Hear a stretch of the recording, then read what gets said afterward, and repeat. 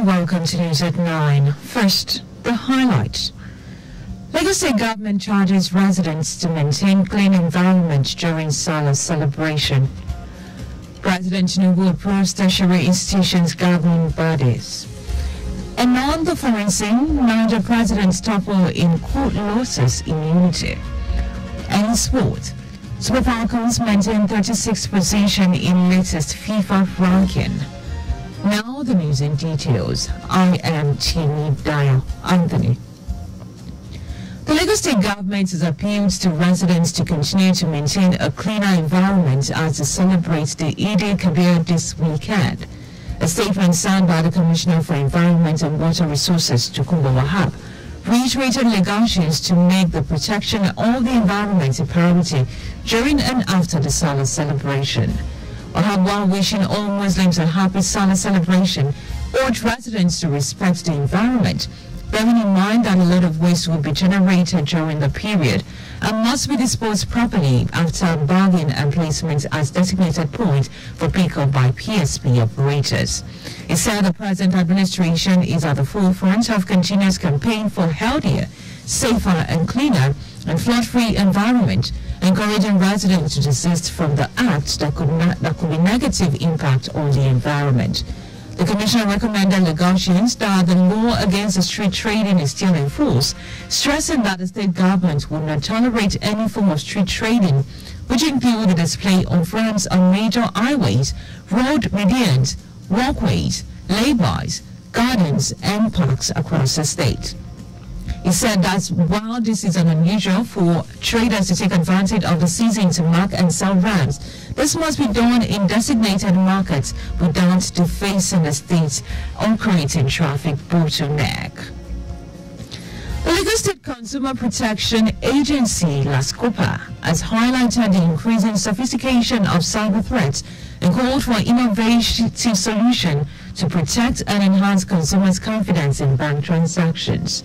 LASCOPA General Manager Afolabi Shalebo made the call in a panel discussion at the 2024 Second Quarter Industry Forum organized by the Committee on E-Business Industry Acts. Theme: Cybercrime, Enhancing Consumer Trust and Security with Artificial Intelligence. He noted the growing concern surrounding the cybercrime and emphasized the critical role of artificial intelligence in enhancing consumer trust, particularly in the realm of digital banking. Shalebo stressed the importance of transparency and education in building consumer confidence in AI-driven security solutions. He called for increase in collaboration between the financial institutions, technology providers, and regulatory bodies to create a robust security framework, adding that they must work together to develop and implement standards that ensure safe and ethical use of AI in digital banking. The medical director of Rando General Hospital, Surulere Olumide Sojiri, has commended the impressive turnout by voluntary blood donors during a year 2024 World Blood Donor Day commemorated by the hospital with the theme 20 years of celebrating giving. Thank you, blood donors. The doctor, who demonstrated leadership by example by being the first person to donate blood at the event, ensured that majority of the hospital staff, including members of the public, voluntarily took part in the blood donation exercise. He said donating blood is essential, describing it as means of saving lives and putting a smile on the faces of the needy. He also listed the benefits of voluntary blood donation on the part of the donor, to include lowering the risk of cardiovascular diseases and maintaining a healthy liver by removing excess iron from the body, among others. And on to the rest of the stories. President Bola Tinubu has approved the reconstitution of Governing Council of Boards of Federal Universities, Polytechnics and Colleges of Education. This was contained in a statement by the Permanent Secretary, General Service, Office of the Secretary to the Government of the Federation, Nandi Berry. He noted that approval was given for the effective management of Nigerian tertiary institutions across the country. The Minister of Interior Olubunmi Tunji-Ojo has called for the establishment of power rangers to see the protection of nation's power infrastructure. This was as the federal government sounded a note of warning to tower vendors to desist from vandalizing transmission towers or face his wrath. Speaking at the personal parade and inauguration of the second batch of the Nigeria Security and Civil Defense Corps mining marshals in Abuja, the minister described the space of vandalization of power infrastructure as economic terrorism, which deserves stringent action. The minister also urged Commandant General of the NSCDC to set up a squad that will wage war against power vandals. And now to foreign news. Niger's top court has ruled out a democratically elected president who was kicked out of power by the military a year ago should now lose his immunity from prosecution.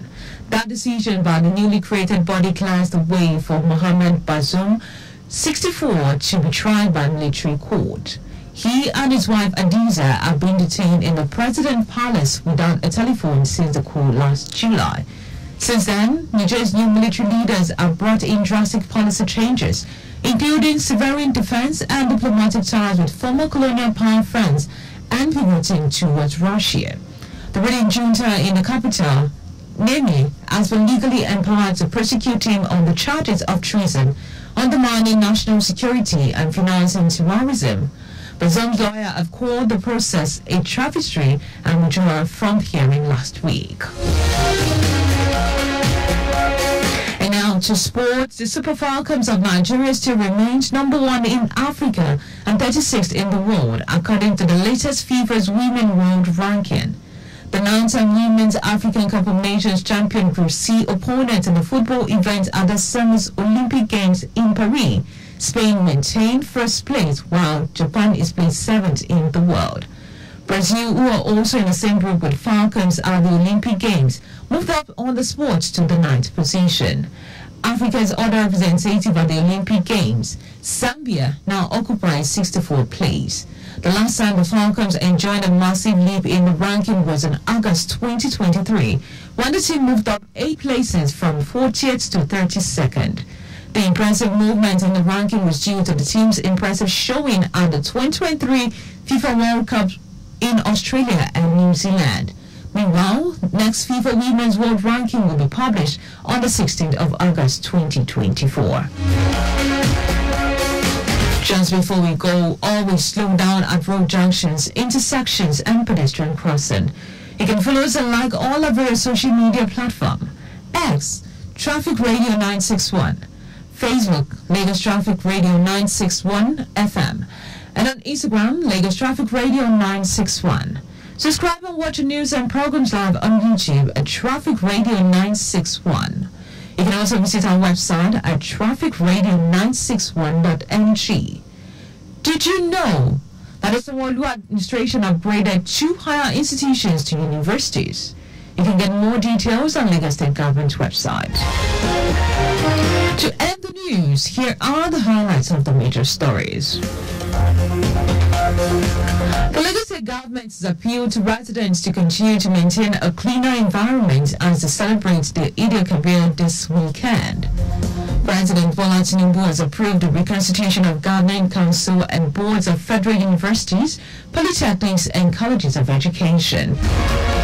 We also told you that Niger's top court has ruled out democratically elected president who was kicked out of power by the military a year ago should now lose his immunity from prosecution. And in sports, the Super Falcons of Nigeria still remains #1 in Africa and 36th in the world according to the latest FIFA Women's World Cup ranking. For contact with the newsroom, please send a message to Traffic Radio at 961.ng. That ends the news broadcast compiled by Kayode Mafalashiri. I am Dayo Anthony. Many thanks for listening.